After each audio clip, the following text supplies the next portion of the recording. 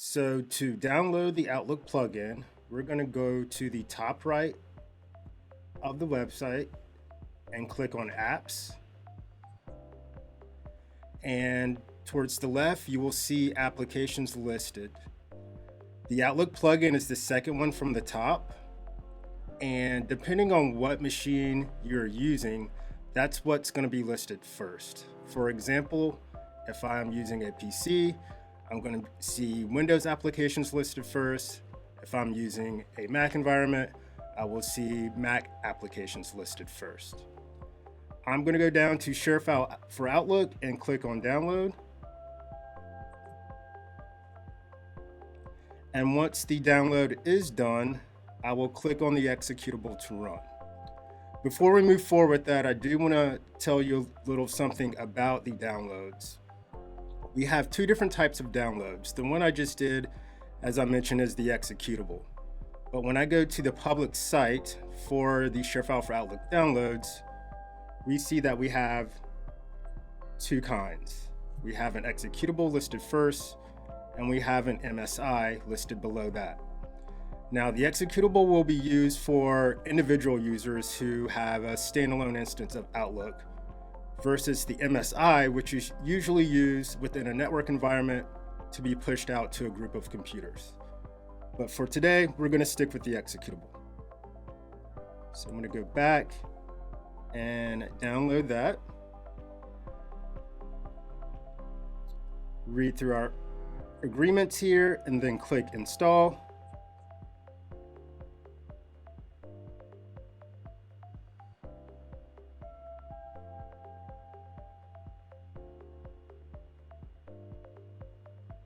Once that is done, if you do have Outlook open, it will remind you to restart Outlook. But fortunately, we don't have it open. So I'm going to go ahead and move forward with opening Outlook. I see that I have the ShareFile Outlook for plugin installed because to the far right, there is a gray S, which is needing credentials for it to tie to an account. So I'm going to click on this option and wait for the login page to load. First, it's going to ask you to enter the subdomain for your account. I'm going to enter webinar demo and then click continue. And then I'm going to enter my email and password. And now I know that my account is linked because in the top right, that S is changed from gray to blue. Within this area, there are options you can configure for the ShareFile Outlook plugin. So I'm going to go ahead and click on this blue S. And I'm presented with the different configurations that I can do. The first one we see is general. So when I click on edit, I can see how I want my attachments to be handled when using this tool.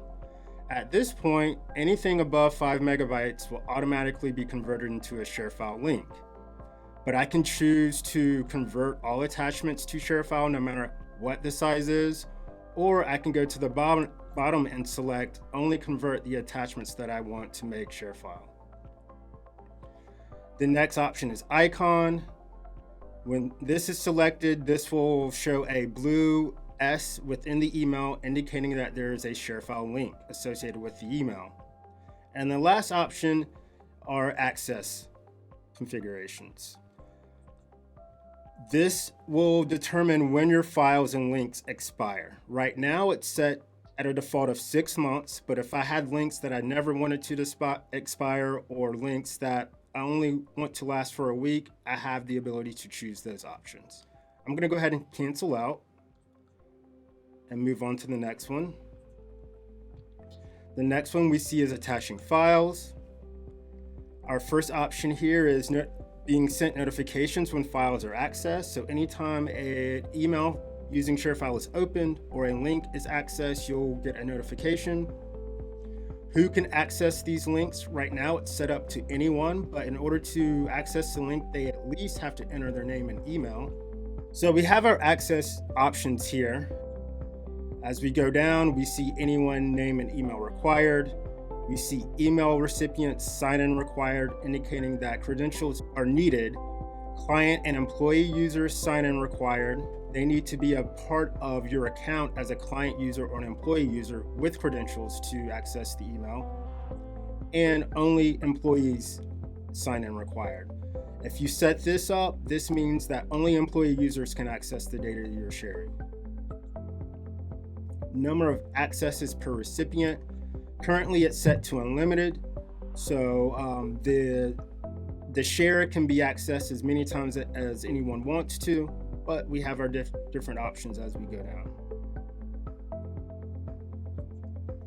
And lastly, always link to the latest version of the file. And this is very important if you have file versioning enabled on your account.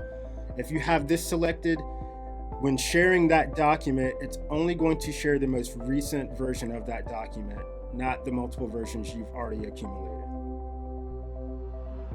I'm going to go ahead and cancel out and move on. Next, we have requesting files. Again, if I'm sending a request link, I can be notified when files are uploaded via that link.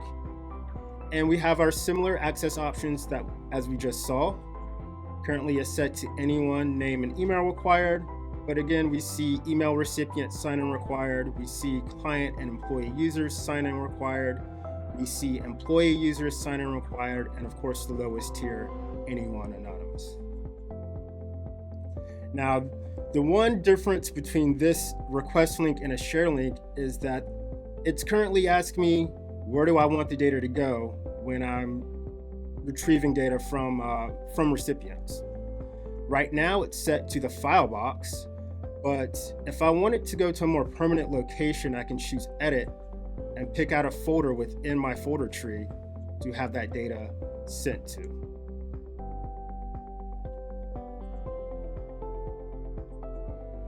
This is important because if I were to choose the file box, that file box has a retention of 180 days. So if I request some data, it goes into the file box and I don't get to it within that 180-day retention, it's going to be permanently deleted from the account and not able to restore.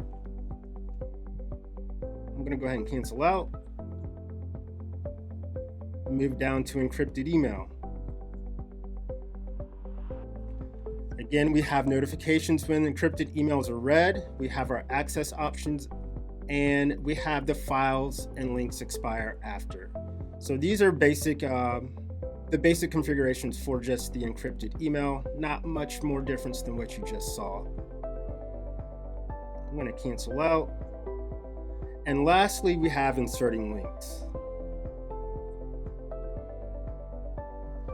This is basically asking you appearance of how you want the links to look within your email. Currently it's set to a banner type, which will put a nice pretty picture indicating what files are being shared. If I were just to do a text link, it's just going to show a link similar to what you're seeing here with download files, indicating data that's being shared. Link text, you can configure what you want to show within the email as far as the link itself. Currently it's saying, for example here, download files is the link.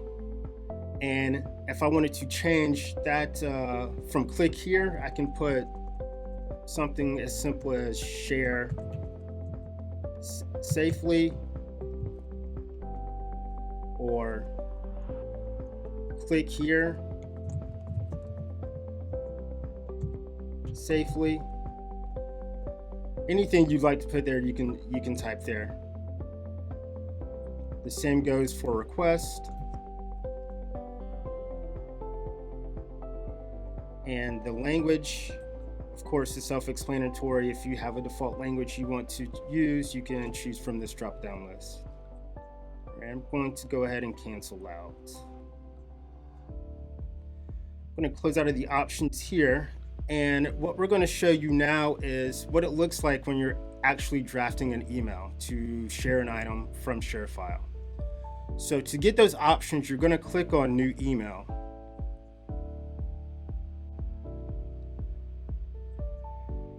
And over here to the far right, anything highlighted in blue is going to be ShareFile related.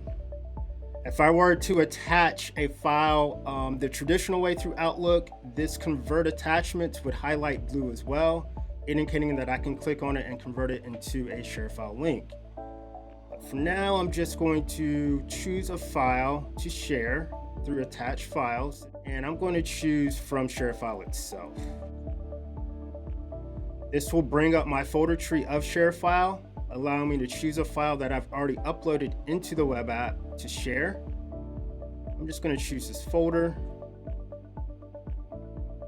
click OK, and I have the banner text here for the share.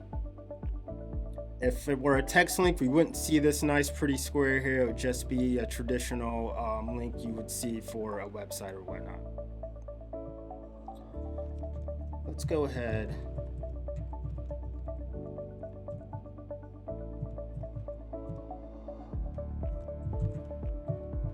and just enter a generic email here. Call this test share and click send. Now I'm going to go back into new email and show you request files. If I were to just click request files, this is the link that I have entered within my configuration to show. But again, if I were to change that from click here, you saw the options earlier. You could put in something as simple as access here to upload files. Anything you would like to put as far as your text can be entered there.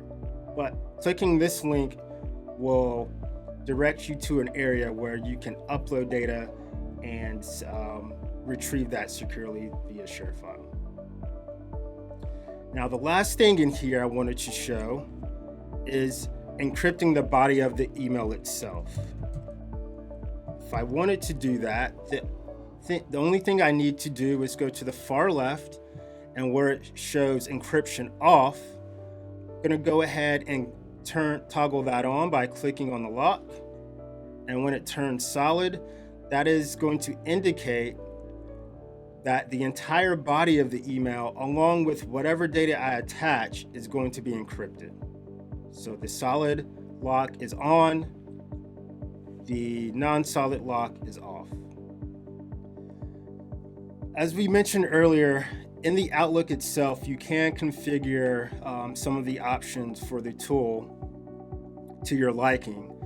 There is more of a global way to do this within the web app, and to do that, what you would do is go to your admin settings. You would then navigate to advanced preferences and then go down to enable ShareFile tools.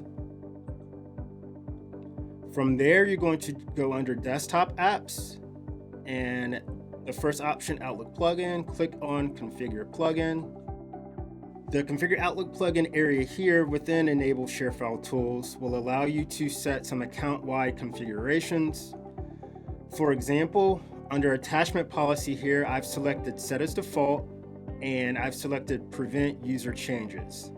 And for the file size amount, it's set to 10 megabytes. So at this point, whatever user that is using the Outlook plugin, when they go into those configure options that we just saw within Outlook, they cannot make any changes to this area because it's set default for the entire account, and I prevented users from making changes. As we go down, we see our other options: attach links to files, expiration policy. As we go over, we have link insertion. We talked about the banner and the text link earlier. We can do banner customizations as well. If you want to change the title of what's showing at the top of the banner, you can enter your configurations here. You can change the footer text and the ShareFile text as well. If you don't want that to show, you can simply hide that, or if you want it to show, display it. We have send text options at the bottom and request text options. And what you would like to see those texts show would be adjusted here in these areas. As we go over to link options, we have our download info level. When I click on set as default, again, the anonymous, if I just want people to access that link without identifying themselves, they can choose that, or I can choose that. And we have name and email, and then login required. As we go down, we have our notifications on download. We can set the max number of downloads for a particular document that's being shared. And we have our upload info level. As I click on set as default, again, we have anonymous showing, name and email, and login required in order to upload items, and receiving notifications with that upload. Lastly, we have encrypted email. We have our access info level. This is just going to require name and email and login required. We can't do anonymous with encrypted email because you have to be tied to the account in order to open up an encrypted email. Or you have to at least enter your name and email to access that encrypted email. We can receive notifications upon that email being read, and we can choose how long we want that email to last with the email expiration here. So those are, again, options you can set for account-wide settings. And I'm going to go ahead and close out. Okay, let's move on to file drops. To get to that area, I'm going to go to settings. I'm going to choose admin settings. I'm going to choose advanced preferences. And then I'm going to scroll down and choose file drops at the bottom. So a file drop is essentially a public link that can be shared out and used like a request link where data is sent to certain individuals associated with the file drop. So to begin that process, I'm going to go ahead and click on Create New File Drop. I'm going to give my file drop a name.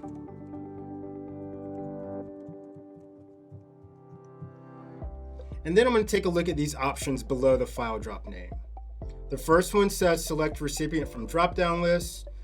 When we move forward with creating this file drop, we're going to see the area where we're allowed to select employee users associated with the account to be a part of that drop-down list. The next is required user information. So for an individual to move forward with utilizing this file drop, they're going to be asked to enter some demographics about themselves. And then the last one is make public. Each file drop has a unique identifier tied to the end of the link. So if I did not want to enter that entire link, I can enter a shorter version when choosing make public. And that shorter version would be webinardemo.sharefile.com. Of course, having HTTPS at the beginning. But again, if I didn't want to enter the entire link with the unique identifier, I can just choose make public and have a shorter version of that. I'm going to leave that deselected for now. And we're just going to move forward and click on file drop or create file drop. Now we are seeing the area where we can add employee users that are a part of the account. We can begin to add them to that drop-down list. But before we move forward, I did want to show you that link that I was mentioning earlier. At the top here, we are seeing the link associated with this file drop. And at the very end, we see this unique identifier. So again, if I didn't want to enter this entire link, I would just choose make public.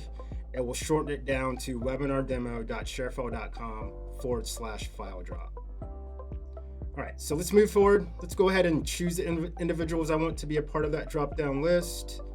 I'm going to click on myself, and I'm going to choose Ashley. We're going to scroll all the way down and click Save Changes. I see my file drop is now created. So let's click on Direct Link here. We're going to paste this into another window and see what it would look like for the recipient. I'm going to copy the link.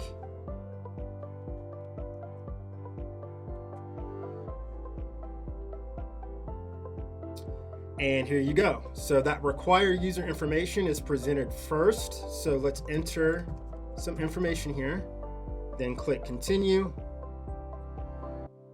And now I'm presented with the upload window. So because I created that drop-down list, I see at the top where it says recipient, I get to choose who I want to send this data to. I'm going to go ahead and choose myself. And then I'm going to click Browse Files to choose a file to share. Let's choose this file here, click Open, and then I would simply click Upload. Now this file, once it completes, will be showing in Ricardo Everson myself. It's going to be showing in that user's file box. And to see that, let's go back into our web app view. Let's navigate to the file box. I've done this a couple times, but I see the most recent file that was uploaded is here at 1034. So it is showing in the file box area here. Now we're going to move on to remote upload forms. We're going to take a similar route. We're going to go back to settings, admin settings. We're going to click on advanced preferences, and then we're going to click remote upload forms. I've created one already, but I'm just going to move forward and add a new form. Give it a little different description.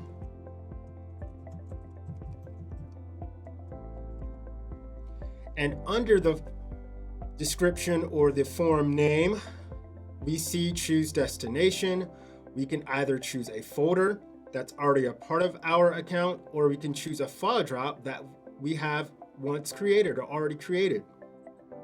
Let me show you the file drop option really quick.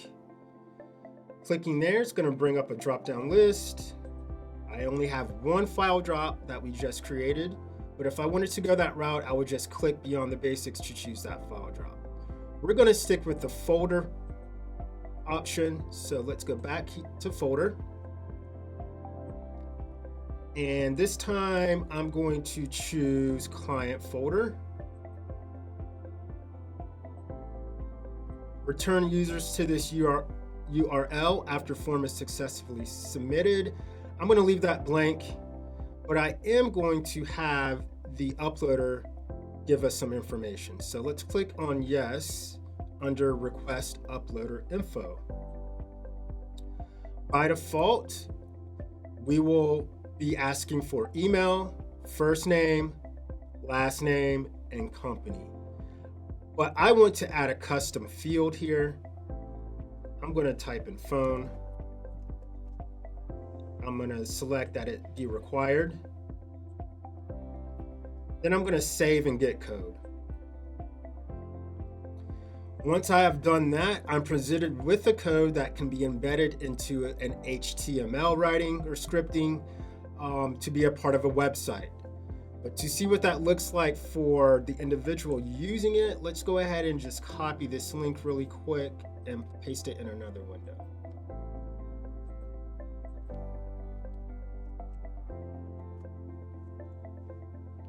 And here you go.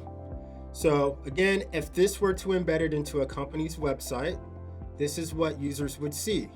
They would be asked to enter their email address, first name, company, last name as well, and phone number.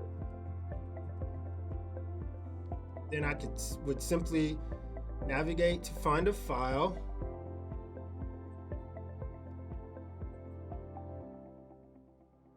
and then click upload. All right, once that has completed, we can go back into the web app itself and see if we see that file. So I'm going to go and find that folder we uploaded it to. I believe it was the client folder.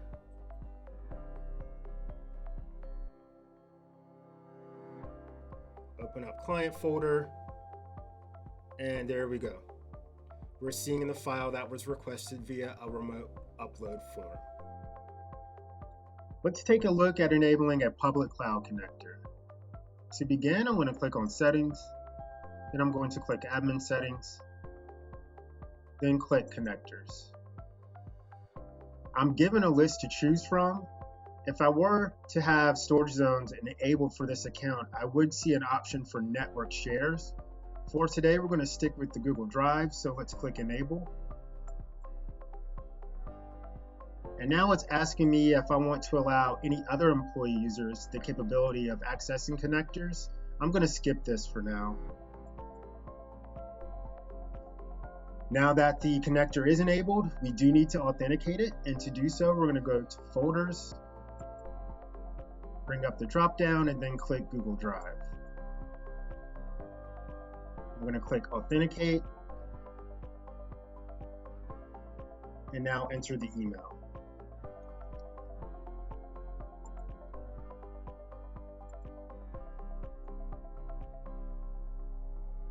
Then enter the password.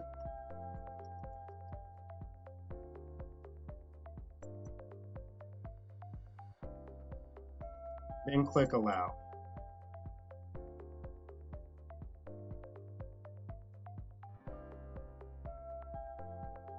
Once the tool is done authenticating, I can now see items that are in my Google Drive. We're going to open up the Beyond the Basics folder, and I see that I have one document in here. Upon selecting this document, I have the option to download it, I have the option to create a secure share, delete the file, preview the file, and expanding more gives me the option to move the file. Basically, moving is going to take it out of the Google Drive completely and allow me to choose a destination within my ShareFile account. Copying is going to still keep it in the Google Drive, but still allow me to choose a destination within my ShareFile account. And lastly, I can rename the file. That's pretty much the basics of enabling a public cloud connector. Now we're going to move on to Ashley. All right, and we're going to talk about our password requirements. The password requirements are going to be used for employees and clients who are not using SSO, and we have some requirements here that we can set for the entire account. We can have a minimum number of characters. We can have and specify the number of numbers that we want in the password, the number of special characters we want in the password, and we can also set an expiration date or an expiration time if we want to.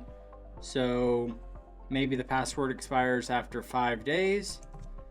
We also have the ability to make sure that users are not using the same password over and over again. So we can change the value here to be 4 passwords. So for example, they would not be able to use their last 4 passwords in order to update their password. This will not take effect until the password expires that they already have, or they reset their password. Next, we're going to go ahead and talk about the login and security policy. There's going to be a lot in here, but I think it's important. First, we're going to look at the trusted domains. These trusted domains can be added for people that want to use iframe embedding or cores. A lot of times this is going to be empty, but if you do want to use it, it is available. Next, we're going to talk about two-step verification. These two-step verification is going to be enabled on all accounts by default, and this setting basically allows you to either require it or not.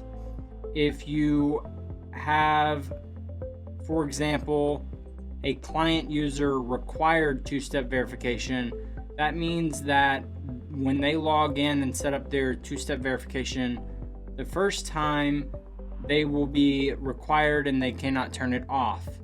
But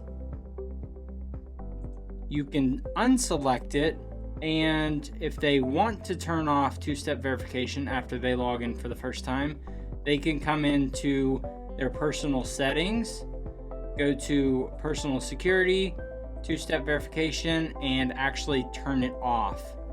So we leave two-step verification on, but we don't necessarily have to require it.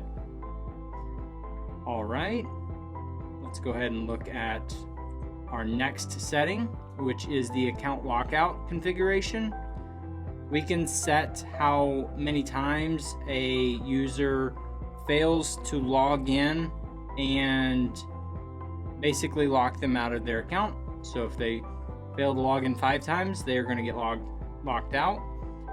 We also can set for how long they're going to be locked out. So in this example, we have 300 minutes. Next, we have terms and conditions. This is nice if you want to have someone who's joining your ShareFile account and you want them to accept a set of terms and conditions.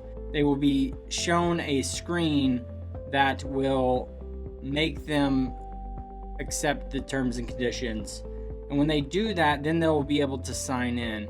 But in order to get those added to your account, you'll need to reach out to technical support.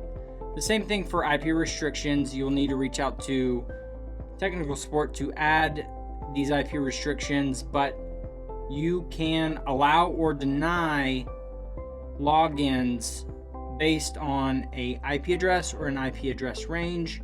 For example, if you have a company that wants to only have their employees log in from a certain IP range, you can call into support and have them add that. Next, you have the authentication section. This authentication section is important because the first value here is talking specifically about our ShareFile web app. So if you log into the ShareFile web app and you are inactive for example, an hour here, it will automatically log you out of that session. And the second value here is for the apps. So if you log into Citrix Files for Windows, you can set this value to re-authenticate after, for example, 7 days.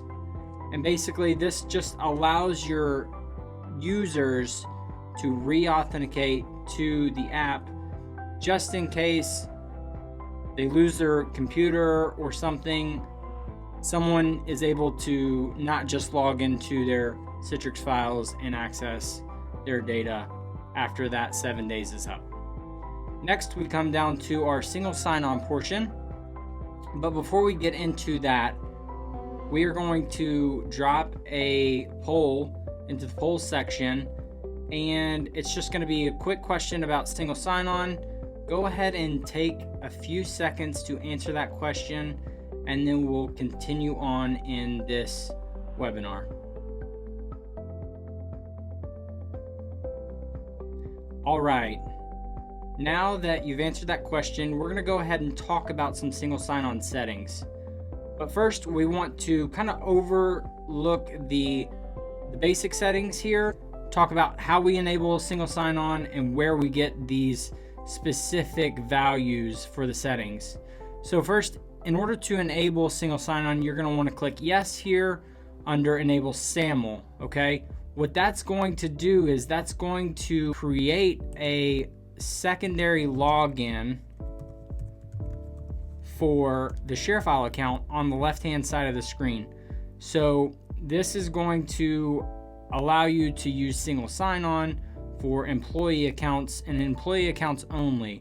Clients cannot log in with single sign-on because they are supposed to be a member of your organization and they're in your identity provider. So let's go back and look at ShareFile. We can see that we have a ShareFile issuer, your IDP issuer, we have a certificate here, and we have a login and logout URL. These values are going to come from your identity provider, okay? So if you don't know who your identity provider is, or you do have an identity provider, you can come to our knowledge base article here, and it will basically walk you through how to set up each one of these identity providers. So we have some for endpoint management, we have ADFS, we have NetScaler, we have Azure AD, we also have Okta, Ping Federate. We have a lot of different IDPs that can work with ShareFile, and this is just the list that we have here with configurations. So go ahead, and if you have one of these identity providers, go ahead and try and set that up. If you have any questions, you can reach out to technical support if you run into an issue, or you can reach out to your account rep and they can point you in the right direction. So we're gonna go back to the single sign-on settings. We have some optional settings down here at the bottom. We can require SSO. So for example, if you have employees that don't have admin privileges and you enable this setting to require SSO, they will have to log in on the left side of the screen here. They will no longer be able to log in on the right side of the screen. I will say that admins will always be able to log in on the right side of the screen, even if SSO is enabled. And that's so that if they need to get in and change some configuration settings on the actual ShareFile account, they can still log in there. All right, and then there are just a few other options down here. SP initiated SSO certificate. This is going to be used if you have like a NetScaler and you're setting this up. You also have the SP initiated auth context. These are important values that are going to come from your IDP, and they will tell you exactly what they need to be. Then you just click save, and you should be able to use SSO after you configure it all. Next, we are going to talk about reports. We have this list of reports that you can pull from your ShareFile account. I will say the usage report is probably the most used because it talks about items such as login, failed login, downloads, uploads, creating folders, moving items, deleting items. All of those things are all included in this usage report. I would say it's the main most used report. I will also say that whenever you're running the user reports, you can only run them within a 90-day span. So just so that we don't overwork the system, it's going to be in 90-day increments. That being said, there are multiple reports on here. You can check them out for yourself and just see which reports are going to work best for you. But I'm going to go ahead and show you how to run a report, and I can talk about recurring reports as well here. So first I'm going to go ahead and click create report. I'm going to go ahead and stick with the usage report since it's most used. And then I'm going to go ahead and look at the custom range here. This is where we're talking about it can only be 90 days worth of data. We can also select the user or the folder that we want to look for. And we can also see the activity here. So you can search all of these activities for a specific user or a specific folder or the entire account. And you can also make this a recurring report. If you feel like you want to see this happen, on a weekly schedule or something like that, you can go ahead and select recurring, and I'll show you what that looks like. If you were to just leave it on a no, it would generate the one report and then you could download it. But if you select recurring, then I'll show you that we can select, for example, if we want it weekly, we can tell what day we want it on. So say we want it every Friday. And then we can also tell the system where we want to store those reports. So for example, if you have a report folder that you want to put it in, you just select that and you click create.